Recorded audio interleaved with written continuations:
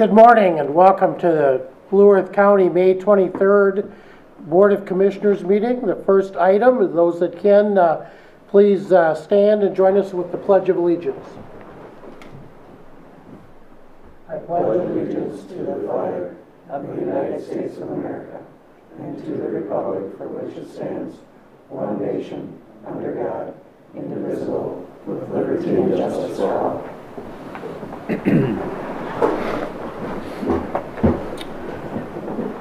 First item of business is to review the agenda, please, Bob. Mr. Chair, there are no changes to the agenda today. I'll move the agenda. Okay, we've got a motion, I'll second. a second. Any discussion? All ready to vote? All those in favor of approving the agenda say aye. Aye. Those opposed, no. Carried. Blue Earth County has a policy that allows the public to address the board as long as we're contacted before noon on Thursday to make sure that can be on the agenda. Our policy, as indicated on the website and others, also indicates we do not take action, but will direct staff to respond to those comments. We've got that opportunity today. Mr. Greg Michelson has requested time on the agenda to address the county board. This is a public meeting with a set agenda, therefore we ask the public to limit comments to 5 minutes or less. I've asked our county administrator to keep time, provide a 1-minute warning. Defamatory, abusive remarks, or insulting comments and threats of violence will not be allowed, and the speaker's privilege of address may be terminated. In addition, the board may restrict or limit the time allotted to a person whose remarks are repetitive or not relevant to the matter under consideration by the board. Remember, the county board will take no action on comments during this period. Mr. Michelson, will you please step forward to the podium, state your name and address for the record. Good morning, Greg Michelson, Lake Crystal. Good morning, Greg. Good morning, Greg. Morning. Thank you, Mr. Chairman and county commissioners. Did you all receive a packet? Okay. Yes. So this is a letter I received, was dated April 25th. During the start of planting season already, less than a month ago, saying that I need to make some changes on my ditches. The Board of Water and Soil Services has alternative practices, the second page, negative slope. Third page shows planting corn to the top of the berm. I've had SCS, Soil Conservation Service, and Bowser out looking at my fields in the past, and they had approved them. Next is a picture showing the slope away from the ditch.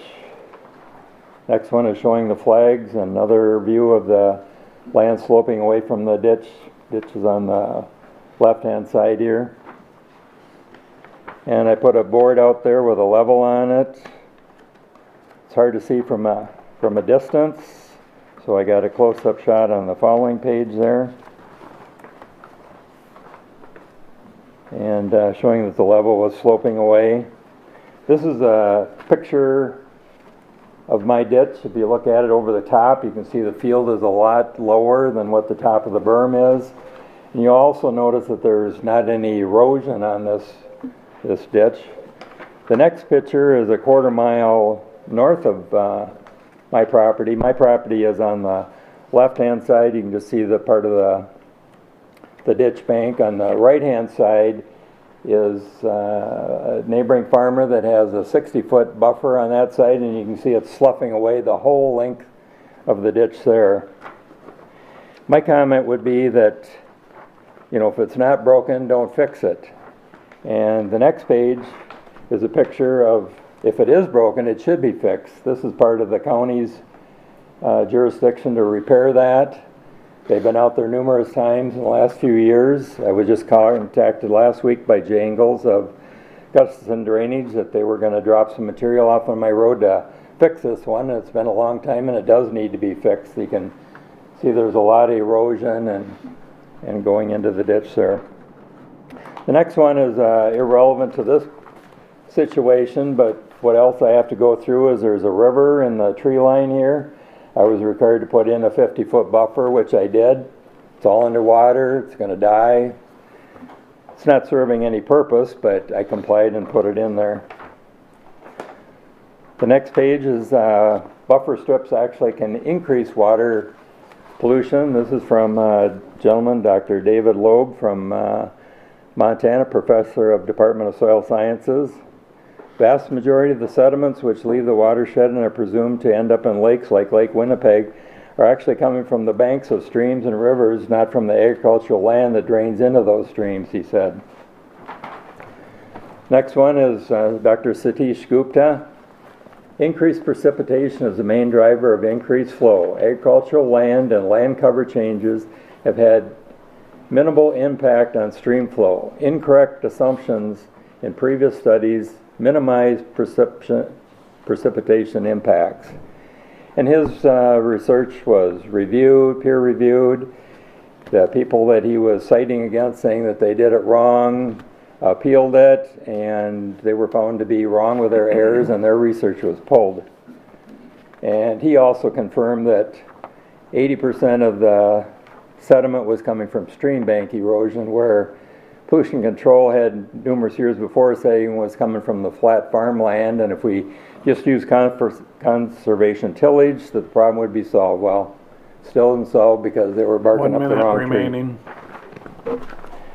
Here's a picture of your property down across from the Judson Bottom Road there, below Sibley Park. You can't see it in the next pictures because it's underwater, but the erosion is still there. You can see they got a lot of buffer coming down in there, and it's not helping.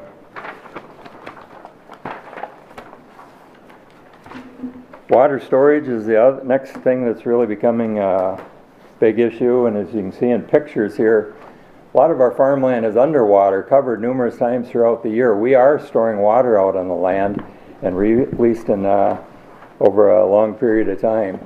So water storage is something that it's good if you can catch, but you have to release it so that it can make room for the next stuff. Thank you for allowing me time today. If you have any questions, I can answer them. Okay, any questions now? I don't at this time, no. It's pretty comprehensive. Okay. Thank you very Thank much you, Greg, for your time. Thank you, Greg. Thank you. The next item on our agenda is not necessarily public comment, but we've been contacted by Congressman Brad Finstead to have some time, so we'd like to welcome Mr. David Wing, the District Outreach Representative from Congressman Finstead, to the podium. For the record, if you would please cite your name and an address. David Wing, and 1400 Warren Street, Mankato, Minnesota. Good morning. Thank you folks for having me this morning. It's great to see quite a few familiar faces. I'm only here to introduce myself as your district outreach representative for Congressman Brad Finstead. I work for the western part of District 1, so from Blue Earth County all the way to the South Dakota border. I do outreach for that entire region. We also have an office actually pretty locally, about 41 minutes away over in New Ulm. We operate office hours 9 to 5 every Wednesday and Thursday, and I've got that address on my business card here, which I can give you at a later date. I met yesterday with Bob and Josh to go over some of the county issues and have already brought those priorities to our office in DC just to help you get a head start on some of those issues, primarily with struggling with retaining jailers and that type of situation. So as the congressman always says, I've got 2 ears and 1 mouth, so I'm here to listen, and if you have any questions, I'd be happy to answer them. Good. That's, wow. Any questions? Thank you. That was pretty good too. For the congressman through his staff. How many counties, David, do you have? I want to say it's 7 counties. Okay, so how many of you are there in this congressional district? So we have 3 outreach representatives. I handle the western part of the district. Our Representative Lauren Dower handles the central part of the district, and Keith Allen is our eastern part, so he handles Goodhue County and south. So. That's there's some turf. Yeah. Turf there. Yes, sir. Yes, sir. Yeah. All right. All right. Well, thanks No for other stopping. questions? Thanks for Thank stopping you by. for Appreciate it. making the introduction, and we see you around at lots of different events. We Yes, appreciate sir. it. Yes, sir. Okay. Thanks, Dave. Thank you. Tab number 1 deals with child care forgivable loan application. I'll ask those that are involved in that to either come to the podium or come to the chairs, whatever works the best. Chair is fine if you're more comfortable. Come right up here, Sure. Jennifer. Okay, Come on. sounds good. All right. Good morning. Good morning, Jennifer. Chair and Commissioners and Administrator Meyer, thank you for having me this morning. I was hoping that Ms. Tummers would be here, but she does run a child care center, so I know that's unpredictable, and so I think I can probably take over and try to answer questions as best as possible. So if it's all right, I'll just go right into the request. Again, first of all, thank you for your time this morning. My name is Jennifer Brolin, City Administrator for the City of Eagle Lake. Just to give you a little background, Ms. Tummers purchased Little Sprouts back in September of 2022, and she is seeking a forgivable loan in the amount of $18,723.11. And her project scope includes completing a needed security improvement at the center, undertaking a retrofit to create additional toddler classroom and create more slots, purchase furnishings for that additional classroom, and then other equipment necessary to improve operational efficiencies and ensure continued operations at the center. Right now the center is licensed for 54 children, and she would like to convert an existing staff break room into a small classroom, which would result in 6 to 7 more slots. So overall, the estimated project cost is slightly higher than what we have available for funds.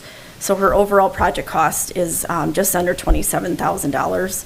Out of that $35,000 that was originally allocated to Eagle Lake for the program, there's $18,723.11 remaining, and that comprises the request that was approved by the Eagle Lake EDA and the City Council. We did meet with Brian Stading, formerly with RCEF. He's now with CETA, but he did provide a consultation, reviewed the business plan and financials, and indicated no concerns. And as I mentioned, the Eagle Lake EDA and City Council both reviewed the request from Ms. Tummers with Little Sprouts, and recommends that the requested loan amount be approved. The loan would be secured with machinery and furniture and fixtures in the daycare center. Okay, I would ask board members any questions you have for Jennifer?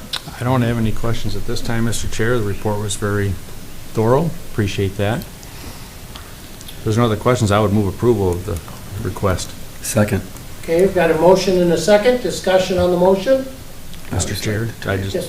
just thank you, Jennifer, for bringing it forward. This is a busy little place. I see. Absolutely, yes.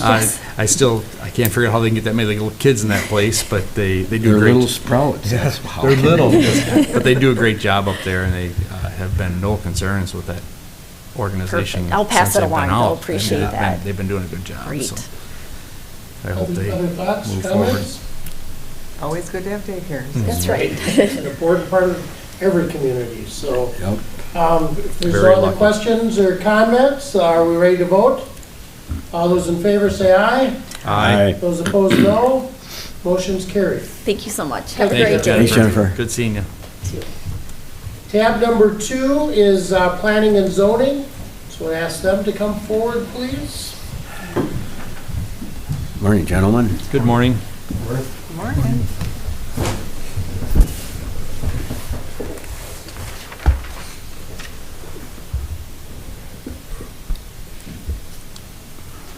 Go ahead. Okay, if you would, just for the record, introduce yourselves for that, and they're here for an action item. We'll be having a public hearing. Public comment will be allowed in just a moment, but staff, please, if you'd introduce yourselves for the record. I am George Leary with Blue Earth County Planning and Zoning, and Garrett Rolfing with Blue Earth County Planning and Zoning. Okay, and then I'd ask for your report. the first item is PC 06-23 is a request from Blue Earth County for review and approval for an amendment to Chapter 24 zoning, Article 6, Urban Fringe Overlay District. The amendment updates the purposes, uses, and general standards sections of the article and adds the Urban Fringe District map section as Section 24-505. And this item was reviewed by and approved by the county board on February 21st, 2023. However, the statutory required public notice was not submitted for publication. State Statute 375.51 Subdivision 2 Notice of Intention states, in part, no county ordinance shall be enacted unless a notice of intention to enact It has been published in the official newspaper of the county not less than 10 days before the meeting or public hearing required by subdivision 1 in which it is to be considered. The notice has now been published and the ordinance amendment is again being presented to the county board to comply with the notification requirements. On February 1st, 2023, one citizen addressed the Planning Commission and asked if the wording in section 24-504C could be amended to add or assist in bringing the existing use into compliance. This is not in your amendment, but the resulting language would have stated a map amendment to underlying zoning district in the UFD may only be considered on land if compliant in section 24-46 or to assist in bringing into compliance or bringing an existing use into compliance and meeting the following criteria. That individual also asked to strike section 24-504C4, which stated the purpose of the map amendment must be for a less intense land use and zoning district. And it was to his belief was that it was also under other protections already included in the ordinance. The members of the commission indicated the information provided by the public should be reviewed by the county attorney's office before including it in the amendment. They stated they were comfortable with the amendment as presented by staff, and if the suggested changes presented by the public are simple, they should be considered by the county board. Following the discussion, the county planning commission voted unanimously to forward a recommendation of approval of the amendment to the county board based on the findings presented by the staff. And the board action is the adoption of the ordinance amendment based on the findings recommended by the planning commission. Thank you, Mr. Chairman. Okay, we've heard the report from staff. At this time, we'll open for public comment on PC 06-23. This hearing is being recorded, so please come to the podium, state your name and address for the record. Please limit your comments to 5 minutes. I'll ask the county administrator to keep time. Defamatory, abusive remarks, or insulting comments and threats of violence will not be allowed, and the speaker's privilege of address may be terminated. In addition, the board may restrict or limit the time allotted to a person whose remarks are repetitive or not relevant to the matter under consideration by the board. At this time, I'd ask, is anyone would like to comment on PC 06-23? I'll ask a second time, is there anyone in the room that would like to comment on PC 06-23?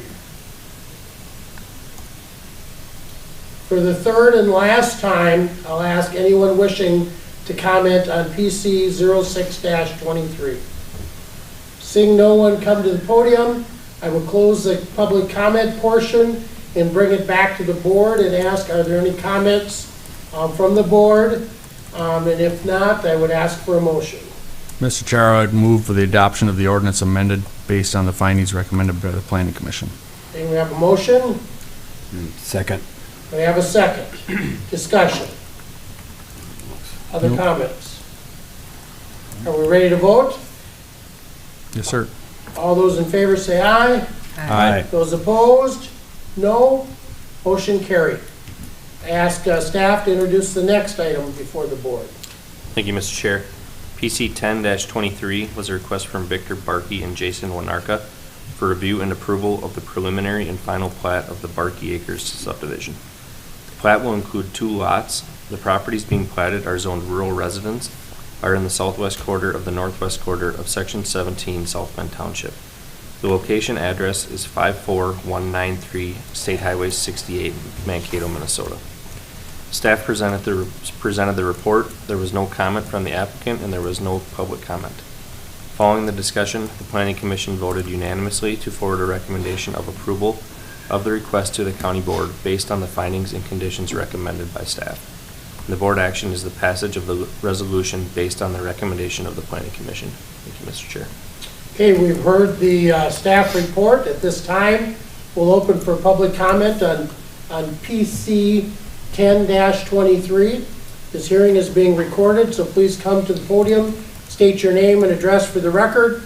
Please limit your comments to 5 minutes. I'll ask County Administrator to keep that time with the 1 minute Warning, defamatory, abusive remarks, or insulting comments and threats of violence will not be allowed, and the speaker's privilege of address may be terminated. In addition, the board may restrict or limit the time allotted to a person whose remarks are repetitive or not relevant to the matter under consideration by the board. So at this point, is there anyone wishing to comment on PC 10-23? Please come to the podium.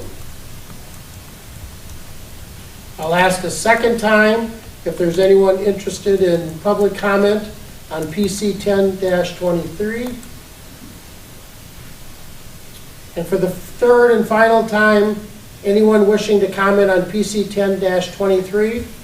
If not, I will close the public comment portion, bring it back to the board. Are there comments or questions from the board? And if not, I will entertain a motion. I'll move approval of passage of the resolution based on the recommendations of the planning commission. Okay, we have a motion. Second. We have a second. Discussion. Any discussion? Nope. Are we ready to vote? All those in favor say aye. Aye. Those opposed, no. Motion carried. Are there anything else from planning and zoning? No, sir. All right, this concludes our planning and zoning items. They'll probably not want me to come to the next one, too. The meeting was only 10 minutes long, and I missed it. Yeah, I bet it'll be payback, won't it? Thanks, George. Our Thanks, Gary. next topic for Blue Earth County Board meeting is agenda item number 7, drainage. And we're going to start with County Ditch 42 repair report, tab 3. So Ryan, if you would introduce yourself and give your report. Good morning, Ryan Henniker, Blue Earth County Drainage. First item up is a repair report for County Ditch 42, which is located in section 13 of Butternut Valley Township. The scope of the work is we have an area of peat soil that has subsided. There's sags and very shallow tile, concrete tile, original line. We're looking to reroute it, which we can statutorily do for protection of the bids were solicited by multiple contractors.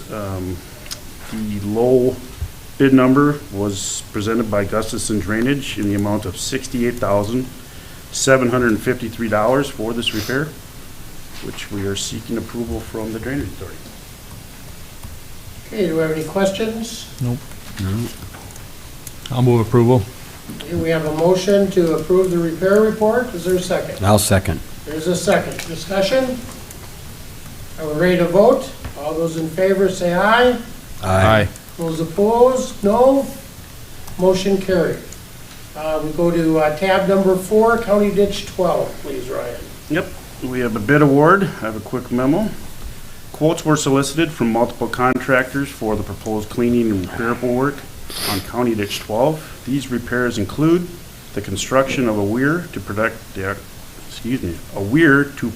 upstream wetland on May 2nd, 2023. 2 quote submissions were received for the repair work. Groundworks Backhoe Service submitted a lump sum bid of $113,551.40. And Bornicke Construction Incorporated submitted a lump sum bid of $75,208. The engineer's estimate was initially $55,989.36. There's a breakdown of the table there. ISG has worked with Bornicke Construction on past projects with a similar scope of work with positive results. ISG recommends awarding the project to Bornicke Construction Incorporated. We are requesting the Drainage Authority to award the bid to Bornicke Construction in the amount of $75,208 for the proposed repairs for County Ditch 12. Okay, we've heard the report. Any questions on that? If not, I'd entertain a motion. Also move. Okay, we've got a motion. Is there a second? I'll second. Second, discussion on the motion? That's a little alarming from the Yeah. bid, from the engineer's estimate. Did Chuck say why? I mean, I can see why they're off, but they're mostly in the vegetation removal. So part of that, the volatility of such a small project like that is Oh, okay. the mobilization. Yeah. Yeah. You're talking like 1,000 feet on each side of the ditch. And some of that is also that vegetative cleaning that's going to have to happen at a later date. But yeah, it's hard to get big guys to mobilize any cheaper. You know, it's the smaller ones are a little more volatile. Yeah, the weir was a little bit more And see, actually, we got a grant for a lot of that. Oh, did we? Okay, 'cause that $50,000 was, grant. yeah, Yep. that was 15,000 more than what the engineer, 10,000 more than the engineer's estimate, so that's a good portion of it. Yep, so we got 50,000 to cover. Yeah, them smaller projects are, especially when there's plenty of big ones out there. Yeah. They need to be done as well. Any Right. other thoughts? No, we gotta get it done. Big, small. Okay, are we ready to vote? All those in favor say aye. Aye. Those opposed, no.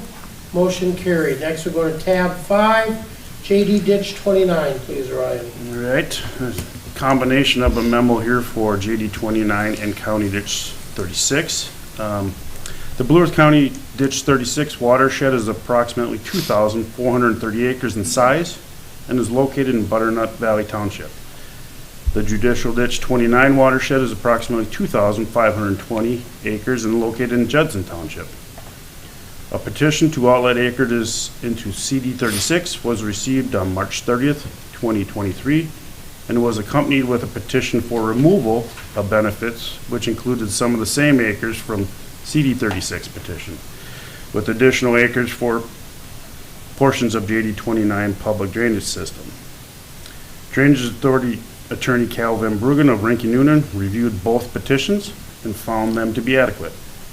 Attorney Van Bruggen recommended the appointment of an engineer and a viewer to review the maps provided as part of the petitions. Said appointed engineer shall supply the Drainage Authority with a report giving his opinion regarding the adequacy of outlet for CD 36. Mr. Van Bruggen also recommended the appointment of a viewer to make recommendations regarding the outlet fees and benefits and supply a report to the CD 36 Drainage Authority.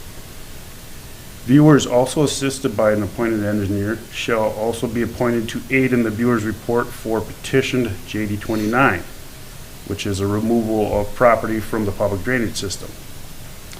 At today's meeting of the Blue Earth County Drainage Authority, we are requesting an order to appoint engineer Charles Chuck Brandel or of ISG to review the documents provided in the petitions and also prepare an opinion letter in accordance with Minnesota Statute 103E.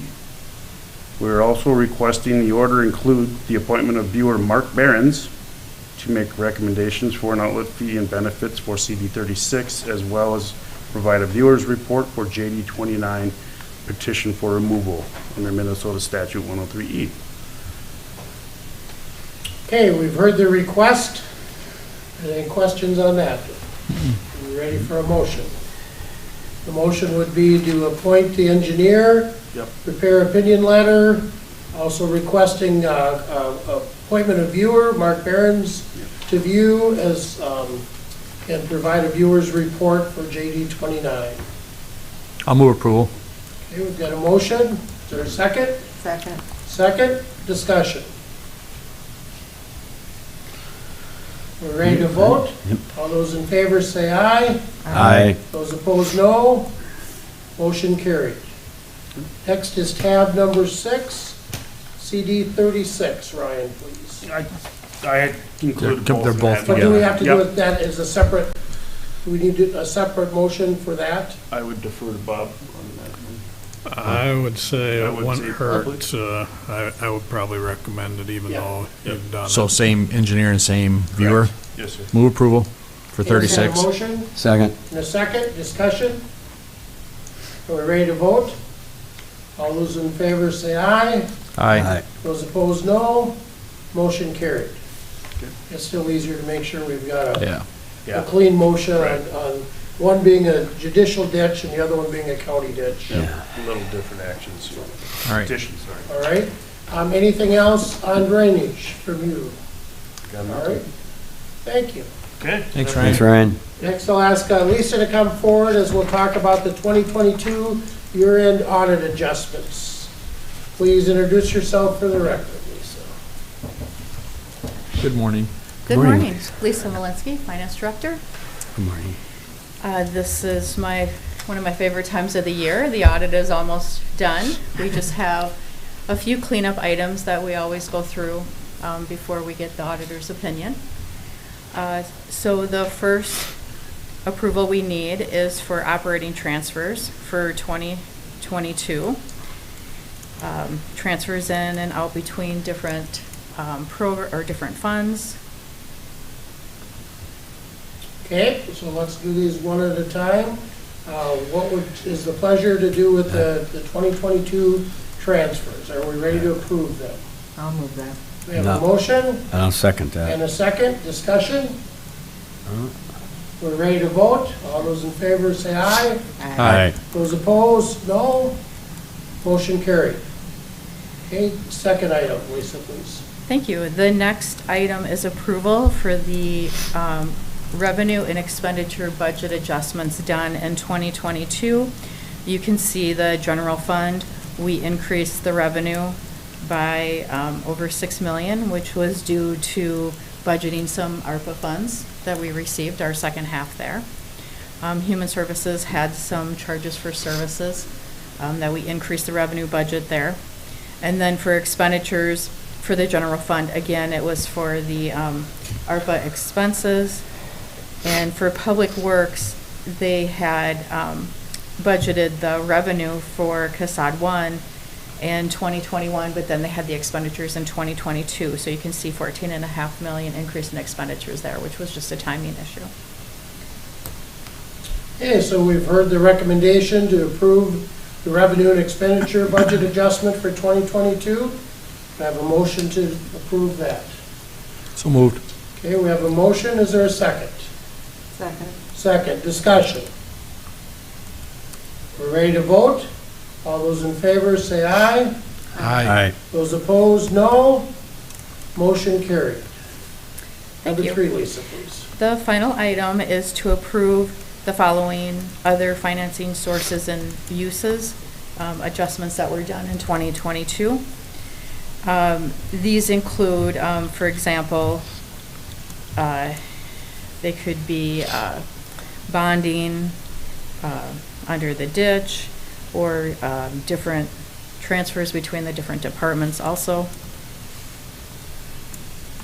Okay, you've heard the recommendation to approve the other financing sources or uses for budget adjustments for the year 2022. Is there a motion to do that? So moved. Second. Here we have a motion and a second. Discussion? Are we ready to vote? All those in favor say aye. Aye. Those opposed, no. Motion carried.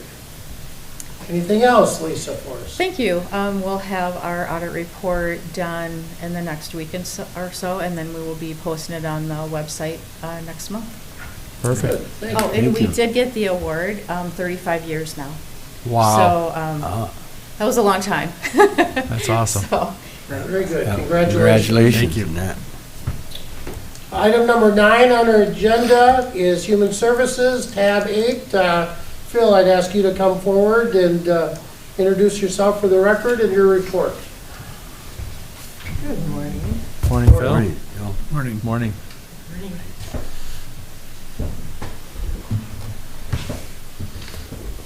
Good morning, Mr. Chair, Commissioners. Phil Clausen, Human Services Department. I also have Julie Stevenmer, who's our supervisor for community-based services, Yellow Line, and Children's Mental Health. This month is our normal Children's Mental Health Data Month, but there's also a project that Julie's been really instrumental in leading for a regional children's mental health continuum of care, trying to standardize what we do across counties, because we often will say, well, if you come to Blue Earth County, it's different than what you get in Nicollet County. We're trying to address that, so she'll present some information on that as well. Mr. Chair, I have 4 action items in the packet to bring before the board today. The first, under supportive housing, Department of Human Services, community living infrastructure. This supports people with disabilities who have housing instability and want to live in the community. It's a partnership with ourselves, Le Sueur, Rice, and Nicollet counties. It pays for a housing resource specialist at half of a FTE, I'm sorry, at a full FTE, and also the supervisor at half of an FTE. The current grant that we've had is $294,880. This extension for an additional 2 years is for an additional $220,240 for a total of $515,120 for 4 years. So the term July 1st of 21 through June 30th of 25. The next one, financial assistance, SNAP employment and training.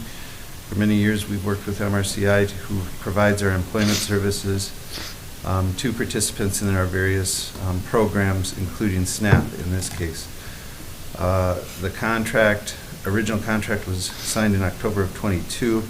We did receive additional funding from DHS, the amount of $22,023, and an extra $500 in support service allocation.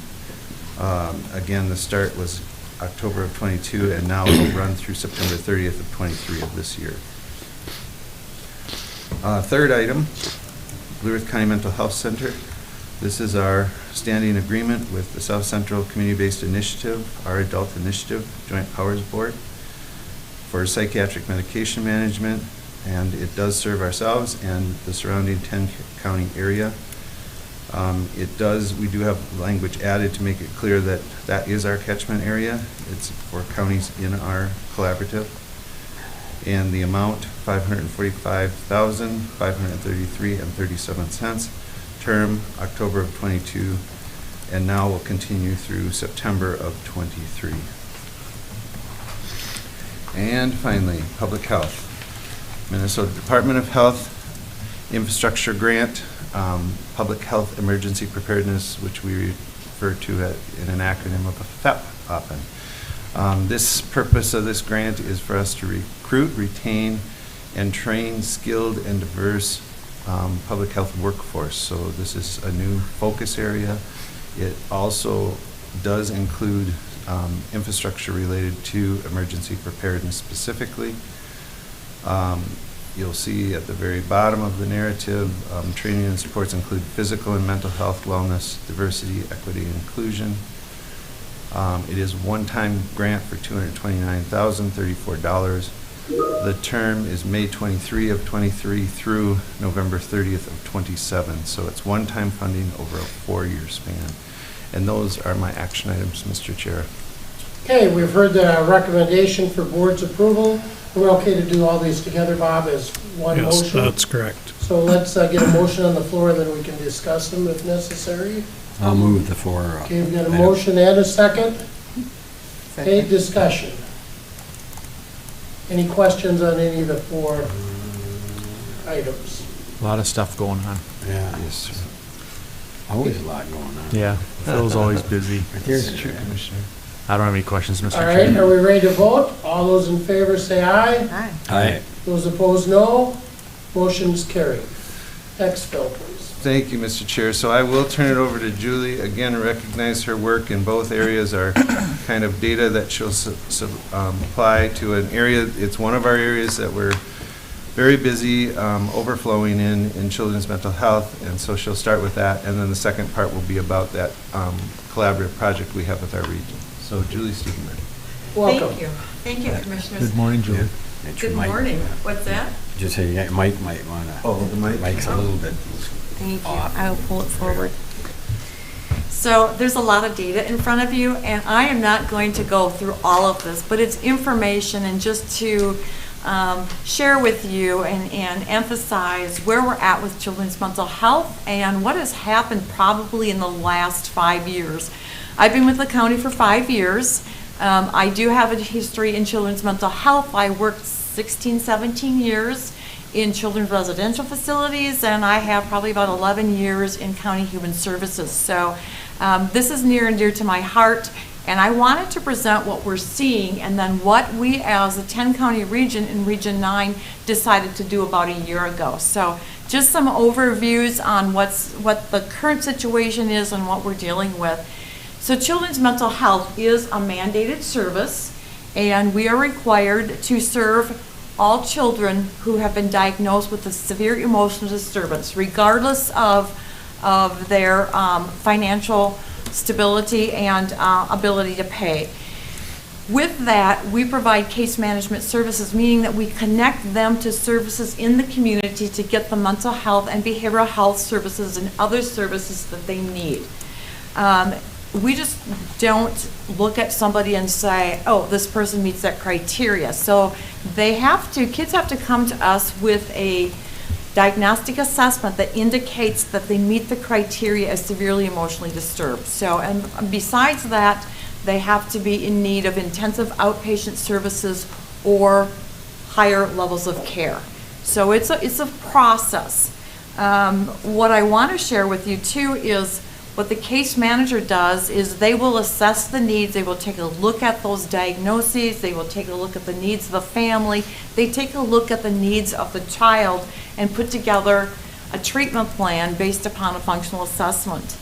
So the data that I have before you shows about a year ago, when I did the report to the board, we had 156 cases that were opened or assigned. As of the beginning of this month, we were at 170 with 7.5 FTEs providing case management services. So I actually have 8 staff, but one staff does 0.25 intake and one does 0.25 chemical dependency. What's been interesting is, as you might be aware of this, if you take a look at the news media and what's being presented as far as the needs of kids and the severity of what's going on in the world of children's mental health, we're finding that truthful and very true in Blue Earth County as well. So what I've been tracking is that since September, we have probably about an average of 20 plus referrals pending at any given time. We actually went down to 19 on Monday. But I understand there's another one coming in. So it's been, and normally it would be at between 6 and 12 that we were dealing with, so it's been consistently high.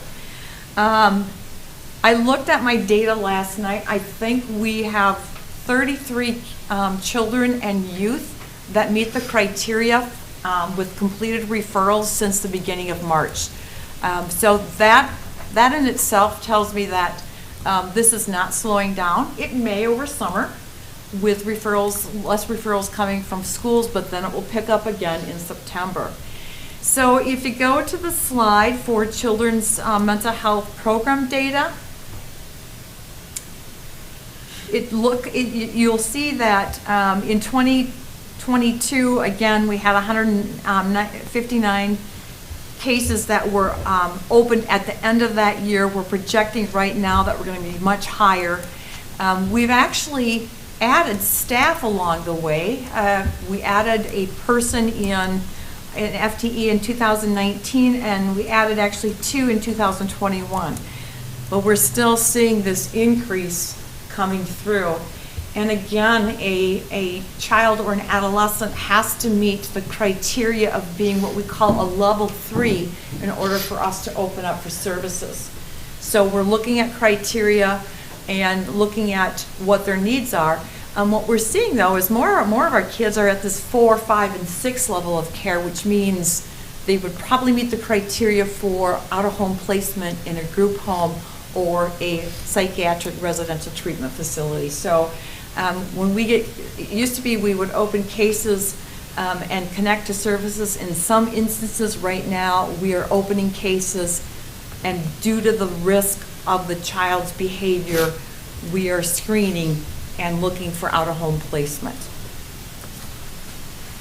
So just some trends that we have that's happening. We're seeing an increase in the number of sibling groups that meet the criteria for the SED criteria. So currently we're serving 20 families that have at least between 2 and 6 kids that are open for case management services. We're seeing an increase in co-occurring disorders, which is mentally ill and substance use disorder, as young as 11. It's really concerning to me when I see a diagnostic assessment coming through and the youth has tried fentanyl.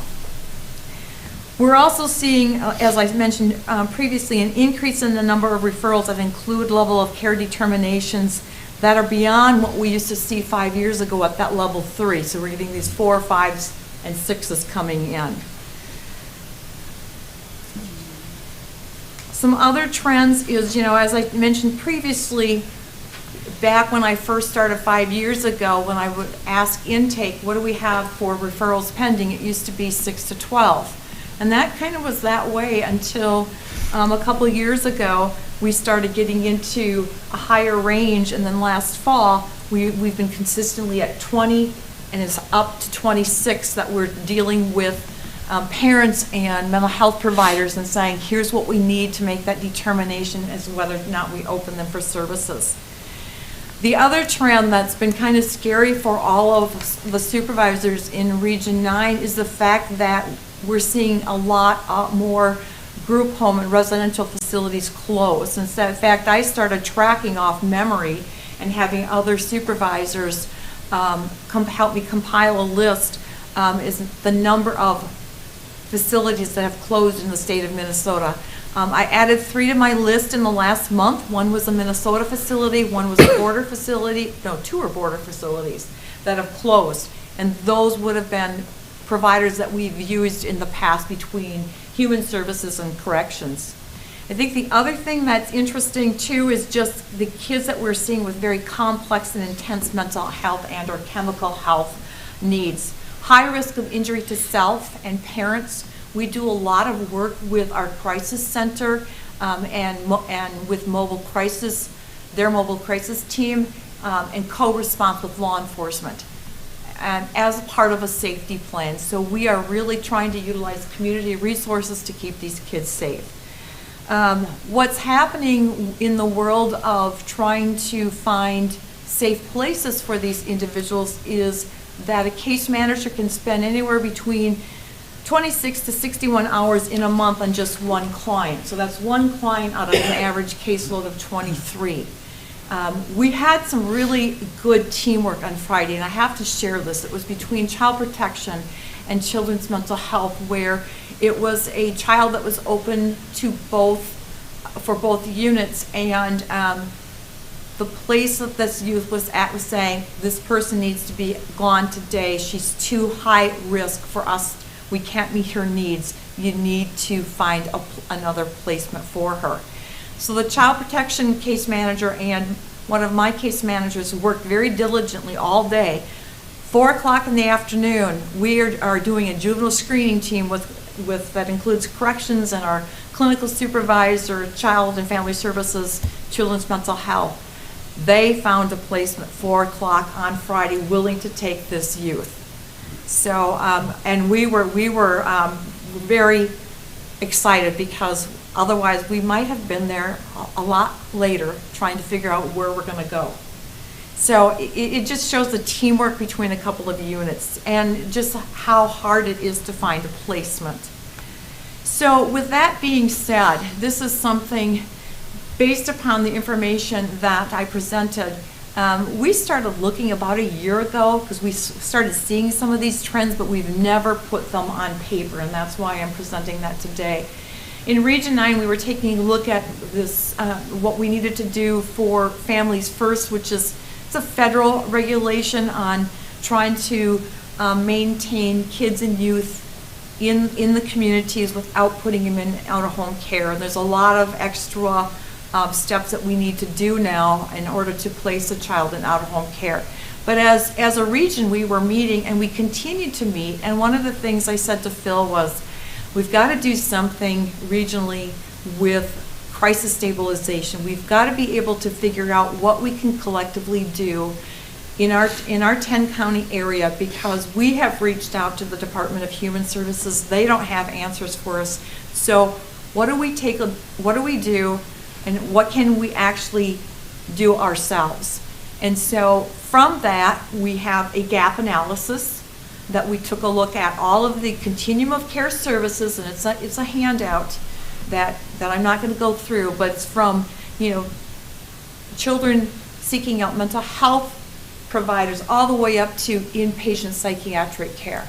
And so we looked at each of those services, including children's mental health cardiac case management, and saying, what are these services? What's best practices? What are the gaps? what are some positive capacities, things that are going well for them, and what are some strategies that we realistically can take a look at and put into action. So 26 pages later, we have it. It's very complex. A lot of people look at it, they're very overwhelmed by it, but that's where we started, and it supported where we wanted to go. So the authors of the gap analysis is all of our regional supervisors. We actually had a project consultant, Sue Rinda, who's a retired human services director out of LeSueur County, help us as a project consultant. The regional directors were able to provide a contractor with her, and she supported us through the end of December, which we felt like we made great headway because besides doing this project, we all had our regular duties to try to get at. So what we were really looking at is trying to improve access to the continuum of care, which are the services that are provided to kids. And we really wanted to figure out if there's anything else that we could do to help keep kids in the community. Looked at some common themes, really looking at what are with the complexity of cases. We've looked at limited crisis management, crisis stabilization, looked at the intensity and frequency and level of aggression and self-harm of the displayed by some of these kids that we're working with. And we also recognize limited to no children's residential placement and psychiatric residential treatment facility options in the state of Minnesota. It's interesting because I think for the first time in my short career here, 5 years, we have one child placed in Massachusetts. It was the only place that we could find that would meet his level of needs. And and besides that, we're required, it's a mandate, that we're required to do monthly face-to-face visits with kids in out-of-home care. So we send out our case manager on the last day of the month and the first day of the month, so we meet that criteria. So yes, and we're not the only county. So in this continuum of care and with the Region 9 supervisors meeting, we're actually pooling resources as well as saying, who have you checked in? What is where are you out with your high needs kids? What have you looked at for placement options? So we're sharing a lot of these resources back and forth. So really what we looked at is trying to take a look at the continuum of care.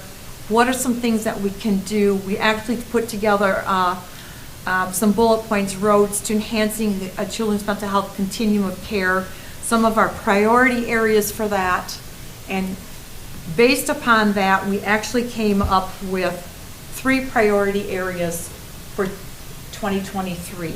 The first one is to create an organizational structure and supporting platform, which is kind of formalizing the meetings that the regional supervisors were doing into a children's cabinet, and basically under the direction of the South Central Community based initiative, which is our adult mental health kind of initiative for the 10 county regions. So we operate under their joint powers board. We are in place, so we've accomplished that one for the year. The next one is psychiatric consultation by a child psychiatrist out of the University of Minnesota. We have a contract in place using grant funds with a psychiatrist, and we are doing monthly 2 meetings a month, 2 consultation periods a month, and basically it's for us to get a different look and some other ideas on some of these really complex kids, to present a case, to have it reviewed, to get some recommendations, and it's not to take the place of a child's treating physician or psychiatrist, but for us as case managers and supervisors to understand, are we doing everything that we possibly can with this youth? And I've participated in the 2 meetings for the month of May, and it's going to be very beneficial. So we've got that one checked off. The next one that we're looking at is really taking a look at children's crisis stabilization. And it's really tough to find beds short-term in the state of Minnesota. We do have a contract with Woodland Centers for detox. They also have a crisis stabilization program for youth that we're able to access even though we're not a member county. And so our goal is to try to find something in this region, try to find a provider that's willing to do that for all 10 counties. And I've actually a meeting on Thursday with a provider to take a look at what if. How can they help? How can we help within the 10 counties? So we're making progress. It's not that we're just sitting and saying we don't know what to do. We're really trying to say, realistically, what can we do to support each other and to look at alternatives. One of the things that we did with the Department of Human Services that was really kind of interesting is we mapped out just what it would look like to open a case with children's mental health. I'm not going to go through this, but it was a 4-hour process. And really, what you look at here, it talks about what the process is, the organizational factors with DHS, external entities, and then, who regulates that. There's a lot of Minnesota state statutes and rules. And when we got done with this first exercise of just opening a case manager or opening a children's mental health case, I said, that's all up in our heads. This is what I have to do as a supervisor. I've got to remember these statutes. I've got to reference them if I don't quite know what we're supposed to do. And so it was kind of like overwhelming, but anyway, it's kind of a diagram in the day of a life of opening a case. And the next one really shows the complexity of finding and securing out-of-home placements. So again, it's that process. It's what we can do regionally, locally, how does DHS factor in, the external entities, and just some of the governing factors, statutes, and rules. So, and this, when you take a look at this, you can understand why if a case manager is looking for a placement, why it could take up to 60 hours a month of that person's time just trying to secure a safe place for a child. So we have more work to do. As you can see, we had 3 priorities within our Region 9, 10 county group. And but realistically, we looked at what can we achieve this year, and we'll set and prioritize goals for next year. Questions? Thank you for the report. Questions from the board? So, I have a question. So we've got them in placement and now they're coming out. What do we do then? We look at what their needs are coming out of placement. Can they go back home? Do we have to do a step down? For some placements, it is, well, all placements really, the family needs to be involved. And we really work hard. Phil and I worked hard on just going through some information to give to families to say, we don't start with placement in Blue Earth County. We want to make sure that you've exhausted all your resources. We have to take a look at risk, but you need to be connected to services. The child has to change their pattern of their behavior. They've got to be stabilized with their mental health, but the family also has to make changes. And so that's huge. Mr. Chair, Commissioner, the pieces of stability are case management, number one. That's our bread and butter, so that this statute that says we have to go visit these kids, it's to keep up that relationship with their case manager. So when they come out of placement, they have a friendly face, somebody that they know that's been through it with them. The other thing I was going to highlight just from the clinical side is that all the studies forevermore have been, and especially with a younger person, kind of talk therapy and negotiation has its limits. And so that psychiatric contract we have with U of M to say, are there dysregulations about their medication and about their chemistry? And if so, we need a doc helping us with that too. So sticking with therapist, with doc, case manager, that's the transition plan. And the other thing that I always think is really hopeful, back in the day when I worked, Julie and I have a lot in common with working with a lot of adolescent in facilities, but that they're changing all the time. That's a good thing. so that their chemistry is changing as they grow, and they are very resilient. And so there's always a hopeful feeling there. As to be honest, adults who are very entrenched in their chemical use, it's hard to change that. Kids not as hard sometimes to try to get them, on a new track. So I think for us, it's hard when the caseloads are as high as they are. If you look at the data I presented, the recommendations from based on Minnesota statute is 15. We're sitting at about 23. So when you have those difficult to place kids, they're the most time consuming, and then the reconnection back to family is very time intensive too. So it's great that we have services in place and we can connect, and we're doing the outreach as best we can. What tends to happen, I think we lose some traction with our kids that have maybe some less needs, but they still are at that level 3 level of care. And so we prioritize cases like we did on Friday. Somebody loses out though. I have another question. So what would have happened if you couldn't have placed that kid on Friday? Here's what some other counties have done. They have literally housed them in their human service department and staffed them overnight with staff or in a hotel. Yeah. We haven't got that far yet. No, and Mr. Chair, Commissioner, same deal. As a couple of times I know it was on the child protection side of the house, and Ann Broskoff, our supervisor, was gone, and Julie and others were helping, but there's statute that says it has to happen on a Friday night. I don't know why, but it always crisis on a Friday night. But that's what it was, and it happened a couple of times in a row, and we were just out of cards. We had nothing else to do, so we were thinking motel. We were thinking, how do you double staff? Yeah, it's desperation. It really is, and it's very scary. I mean, just because that one, I didn't have the buffer of the supervisors that kind of do this all the time. I was on the phone trying to go, what do we do with nothing, no options, zero. And so, yeah, that's what some people have done. And there was an article in the paper about how they converted something in the city's old garage to a kind of a holding tank, and they took some flack for that, but it's desperate times. It's that bad. I think it's a good story just because we don't have any place to turn to your question.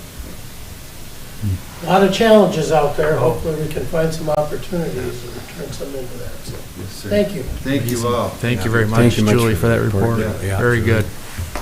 And thank you, Phil. Thank you. Have a good day. Yeah, you too. Think sunshine. Next item on the agenda, tab 9, is the opioid settlement. Josh, I'd ask you to come forward and introduce yourself for the record. Mr. Chair, Commissioners, Josh. Josh Milo, Morning, Deputy Josh. County Commissioner, I was going to say, Administrator. I guess that's a new title I've been given as of yesterday. Demoted? I didn't say that. So what we have today is an authorization to approve expenditures from opioid settlement funds. And part of the memorandum of agreement with this is if it's not in the budget going forward, we had to come for a special authorization for the board to do this expenditure. We've been meeting as an internal team for a little over a year, talking about how we're going to utilize some of these opioid funds.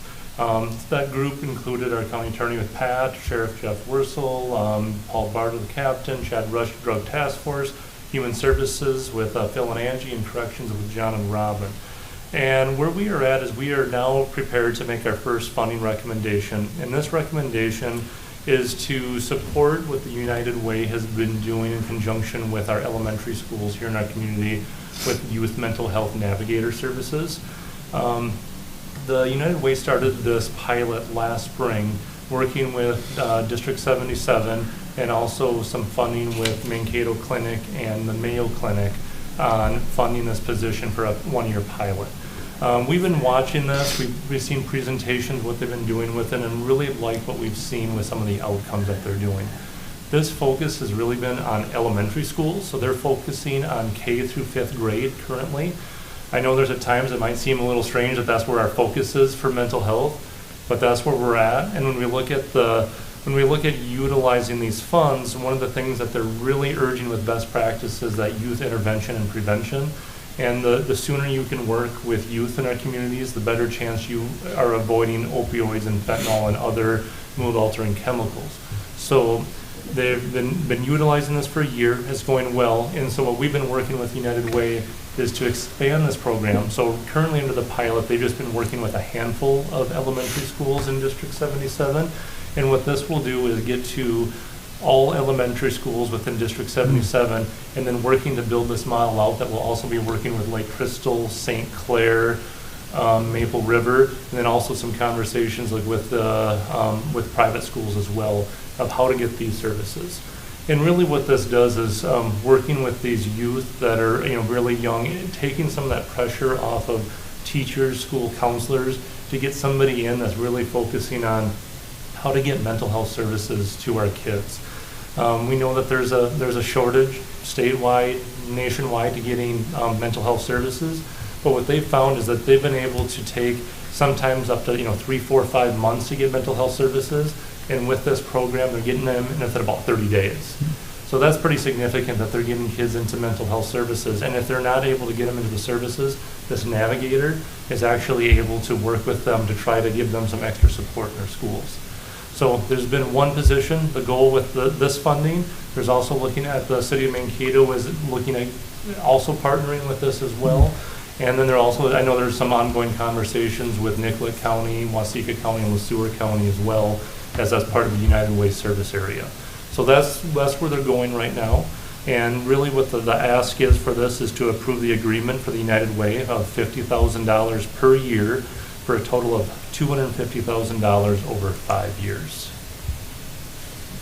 Okay, we've heard the request. One of the things I think we've all asked for is when we work together on this and do as much leveraging and things, that seems to check this box. So I would entertain a motion for the funding of $250,000 over the next 5 years.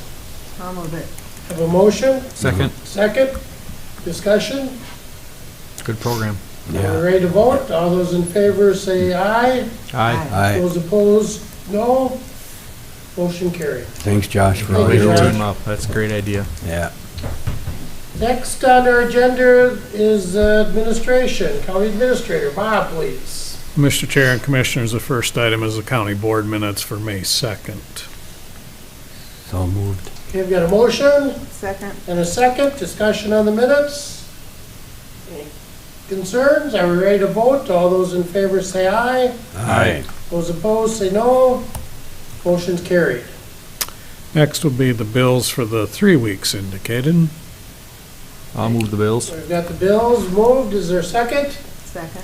Second, discussion on the bills. Questions? Are we ready to vote? All those in favor say aye. Aye. Those opposed, no. Carried. Mr. Chair and Commissioners, item number 12 in your packet is the Human Resources Department agenda. Just have informational items for the board today, but a lot of activity. Again, we still are seeing a lot of HR-related activity. Starting with a number of positions being filled in the sheriff's office, including 3 deputies, 2 permanent positions, 1 a temporary position, and then a couple of correctional officers in the jail, 1 a part-timer and 1 a full-time position. Then item F is an increase in hours for a correctional officer that have been serving in a part-time role, increasing to a full-time position. We actually have 2 of those. And then we've initiated recruitment to fill 2 of those part-time correctional officers as a result. Continuing on in the jail, we have filled 2 part-time correctional officer positions. And then we did have 1 completion of employment of a correctional officer. And so jointly, we had a resignation of a correctional officer, and so that results in item M, where we've initiated recruitment to fill 2 correctional officer positions. Moving away then from the Sheriff's Department to the library, we see we've filled a library clerk on call position, and we did have a resignation of a part-time library technician. So we've initiated recruitment to refill that position. In the Property and Environmental Resources area, we have filled a Specialist 1 position. And then also a Specialist 1 at the landfill. We've initiated recruitment to refill a mapping and property records specialist. This was formerly our GIS specialist and technology coordinator. And so we're kind of reverting back to the old mapping position with the goal someday of maybe adding an additional GIS position. So Commissioner O'Connor is somewhat familiar with that layout, but we found that GIS mapping role has been a challenging recruitment, so we're trying to separate those going forward. So then, item T is employment of a case aide in our financial assistance area of human services. We did get a resignation of our security administrator in our IT department, so that's a challenging position, but we're going to initiate recruitment to refill that. We also had a resignation of a business analyst, an application developer in our IT department, and so that will have some impact on our tax system change over to Tyler. But we have been in contact with Tyler, the organization we're buying that system from, and they are allocating some resources there at some additional cost to allow us to stay on our schedule of going live with that new tax system. Then we have a resignation of a 911 telecommunicator, and so we've initiated recruitment to refill that position, and also a resignation of a public health specialist, and we've initiated recruitment to refill that position. So again, a lot of activity that has a lot of impact on our operations, but I'd be happy to answer any questions the board might have. Questions for Bob?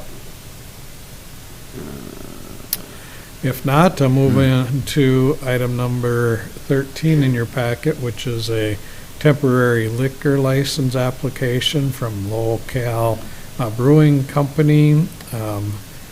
They are participating in an event in the middle of June out at the old Poor Farm, and so they requested this one-day temporary liquor license. I'll move approval. Heard the request, we've got a motion Second. and a second. Discussion? We're ready to vote. All those in favor say aye. Aye. Those opposed, no. Carried. Item number 14 in your packet is a memorandum regarding the Blue Earth River One Watershed One Plan process. That process is just getting started for the Blue Earth River watershed. And so we've been working with a number of partners that are listed towards the bottom of the memorandum, the soil and water conservation districts from Blue Earth, Faribault, Freeborn, Jackson, and Martin counties, along with the counties. And the city of Fairmount as well has indicated interest in this planning process.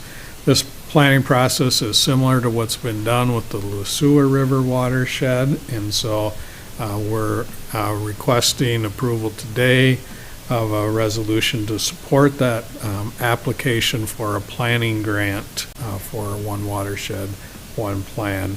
The Blue Earth River does cover about 10% of Blue Earth County, and we've identified some cities that are a part of that watershed area, but along with the Lusua River, the Blue Earth River obviously is one of our major river areas and watersheds. So requesting board support for that resolution in your packet. Okay, you've heard the request. Is I'll there move support? approval. We've got a motion Yeah, I'll second. and a second. Discussion? Good program. Yep. Thanks for coming, Jared. I think a lot of people don't realize, and this is one of those cases you don't have to phone a friend or Google, you can just ask Jared from Yeah. SWCD. Technically, Blue Earth County, are we 7 or 8 watersheds in Blue Earth County? It gets right down to it. Yeah, it would be 7. 7? That's a lot. So that's much different than some. So we don't have Right. to do the whole formal process, but there's a lot that we will be part of. But even if we opt out, we still, of the planning part, we still can participate in the opportunities. It doesn't lock you out, you're not as engaged in planning. It isn't that we don't care about those watersheds, it is a resource issue for our department staff. All right, are we ready to vote? All those in favor say aye. Aye. Those opposed? Carried. Financials? Yes, item number 15 in your packet, Mr. Chair and Commissioners, is the financial status report through April 30th. We're a third of the year way through our fiscal year, and you'll see our total revenues sit at just under $20 million compared to total expenses of close to $31 million. This is kind of that low point in the year in terms of revenue compared to expenses, because the first half property taxes have not been collected at this point. You'll see, though, that our revenue continues to be strong in certain areas like the transportation sales tax. We are above last year's pace, which is encouraging. We also are seeing some return on our investments, which we haven't seen in some prior years. So the changing market there is helping us a little bit. On the expenditure side, our expenditures are running strong, especially in the public aid assistance and the personal services area. But we hope to see those kind of mellow out a little bit, although, again, with our classification and compensation study, those personal services will probably continue to run strong compared to the budget as we go through the year. We're just at that point in the year where our contracts and fees line will start to see some impact from our public works projects, so that will continue to grow over the summer months as those projects take place. In terms of the enterprise fund, at the bottom of that page, you'll see that our total revenues there are $1.2 million compared to expenditures of $851,000. This is our landfill, and so we continue to see a lot of activity at the landfill, and that certainly is reflected in the revenue side. We will continue to see our expenses go up as well as we begin a cell construction, so just things to be watching for in the future. The second page has our cash and investment balances, and you'll see towards the top that our total available funds are about $51 million compared to a 6-month operating needs of $58.6 million. Total funds run about $117.5 million, so we still remain in a very healthy cash balance situation. I'd be happy to answer any questions the board might have on any of the financial status report. Questions on the financials? None for me. Anything else, Bob? That's all I have for you, Mr. Chair. Okay, we will go to commissioners' reports on committees. Patty, would you please go first? Certainly. Well, we did have on May 2nd the Public Works Open House. May 15th, that week I attended WIR out in Utah. And yesterday morning was the Inclusivity Study and Findings Report. And that's my report. Mark? Oh, okay, May 2nd, yeah, we had the Public Works Open House. May 4th, we did have Mankato Area Planning Organization. I went through some projects like some money for Mankato for bus and energy, battery operated for the with the MSU, so green energy items, things like that. After whatever 10 years, I'm not the chair anymore of the APO. It wasn't a dethroning or anything, but it's actually I'm vice chair. Right?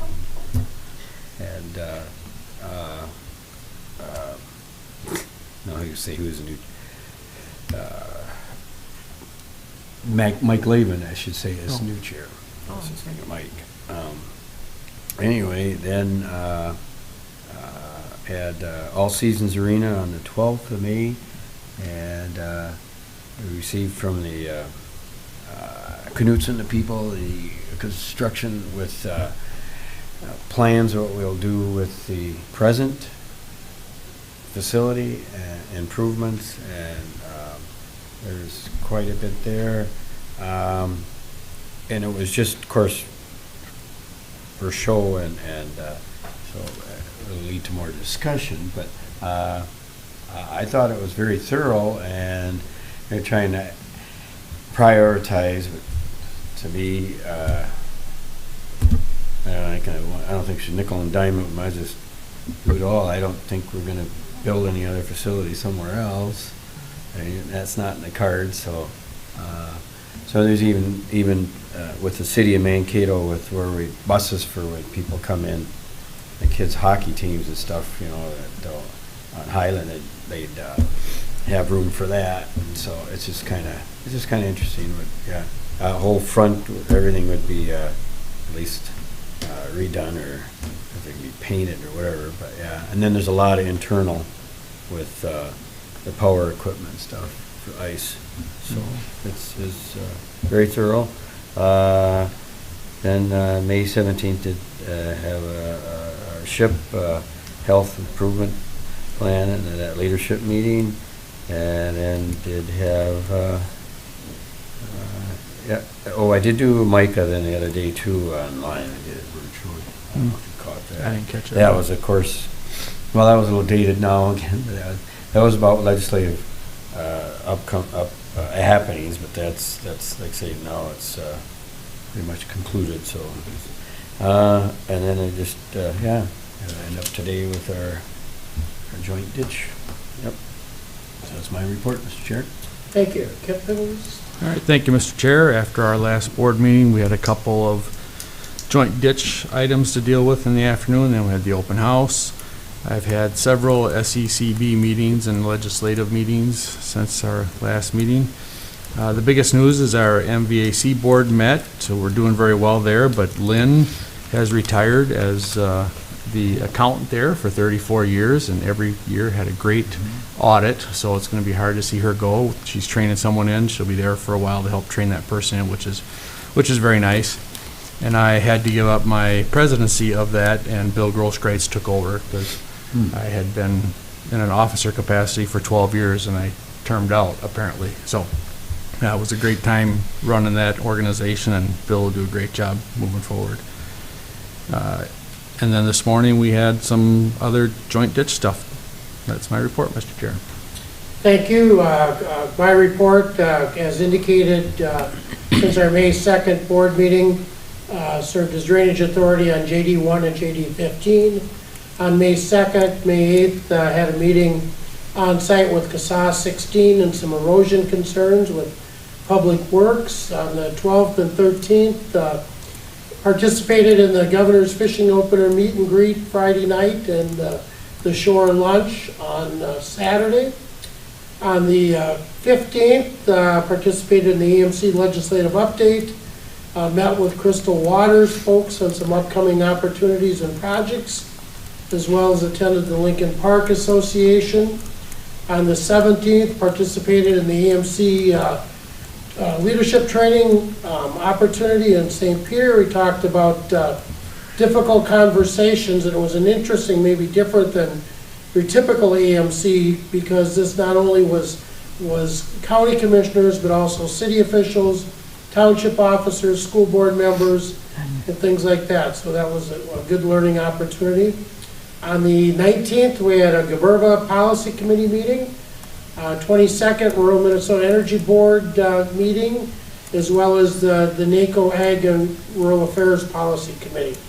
And as mentioned this morning, the JD 48 hearing that we had. We did not have a Le Sueur One Watershed, One Plan meeting this month. We've kind of approved our final draft as a policy committee of the Joint Powers Agreement and the bylaws. Those have been sent out to the 4 counties for their county attorney's review. after we hear back if there's any issues on that. But then as a policy committee, we will formally ask our boards for any concerns on those and then ultimately for their support. Calls or discussions since the last meeting primarily have been, I guess, water and odor. Water, whether it's some rivers, drainage issues, things like that, some MFS issues, and then some short-term rental calls. And that completes my report.